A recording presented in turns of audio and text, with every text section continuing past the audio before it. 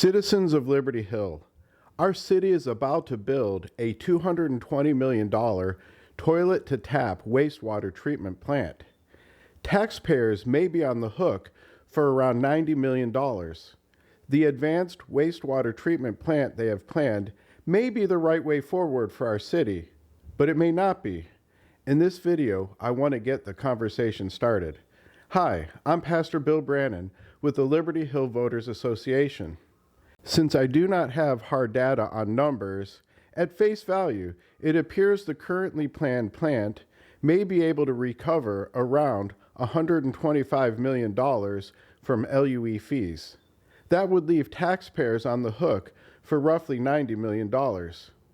I know that there have been grants to lessen this amount, and I hear the city is looking for more grants. The issue is that there has not been enough communication with citizens to prove to us that their plans are the best way forward for the city.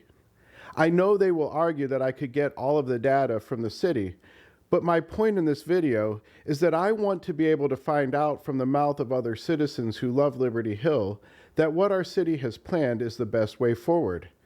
There is a reason for that, which I hope will become apparent by the end. Recently, I spoke with Jeff Mays, and as I told him of some of my concerns with the city, he told me about some of the things that he is doing to try to help our city, which specifically address some of my concerns. I was really impressed with Jeff and his ideas. He is a successful businessman who cares deeply for our city. He was on the board of the Chamber of Commerce and volunteers his time to help our city flourish. He put together a group of developers who are working with city leaders to build channels of communication and cooperation. This is exactly what our city needs, and I am grateful that the council is working with him. I want to know whether people like Jeff and his group of developers can explain to me why what the city is planning is the best for Liberty Hill, and if developers know of any other options available. Right now, they do not know if the best way forward is what the city is planning, and that means the city has not communicated enough with citizens. Regarding potential alternatives, Jeff told me about a MUD that built a wastewater plant that cost $5,600 per LUE. Since the city charges about $11,000 to hook up to the infrastructure, it seems that such a plant could be built without additional cost to the taxpayer. If the city built a similar plant, it would be larger than the one the MUD built and would likely benefit from economy of scale. Instead of processing waste to a level of drinking water, it processes waste to the level that can be used for irrigation. What they are doing is hooking up homes with processed water for yard irrigation. Because people are irrigating their yards with processed water, it is reducing the use of tap water and, in effect, increasing how many homes can be served with current tap water capacity. This got my mind going.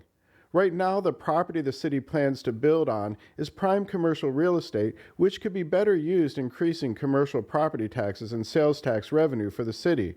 If we were going to build a plant that could use its output for irrigation, it seems we would want to build it where it could serve new residential development so that the cost of the lines for irrigation could be negotiated with developers and be built with the rest of the infrastructure. Learning about this option makes me curious what other options are available and whether they have been considered. Another reason I have concerns with the current plan is because the city in Texas that built a toilet-to-tap water plant did so during a drought when they had no water.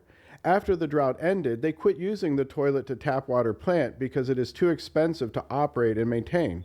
It was more economically beneficial to the city to quit using the plant they had built and go back to using less costly systems. It seems like common sense to me that a plant that treats waste to the level that they can deliver it to us as drinking water would be very expensive to operate and maintain. I'm not saying that the proposed plant is not the right way forward for Liberty Hill right now, but the communication from the city to convince us that it is lacking. If the city's plan makes economic sense and is the best way forward for the city, then they should convince us. I would expect the city to think about how to get buy-in from citizens and take initiative. If it really is the best way forward, I should be able to find out when asking questions within the community, and then this video would never have been made. I have other concerns with the current city plans that I plan to address in the future.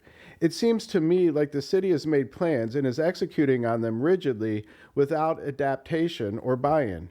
The marketplace moves quickly, and circumstances seem to change faster than government plans. I would like to see leaders who adapt quickly and create efficiency in our city so that we can get ahead of growth and citizens can benefit from it rather than pay for it. If all this video does is get the city to explain their plans and why they are the best way forward for Liberty Hill, then I'll be happy. If it turns out there are better alternatives and it gets the city looking into them, that would be even better. Either way, listening to and communicating with all citizens is what we want from our city council.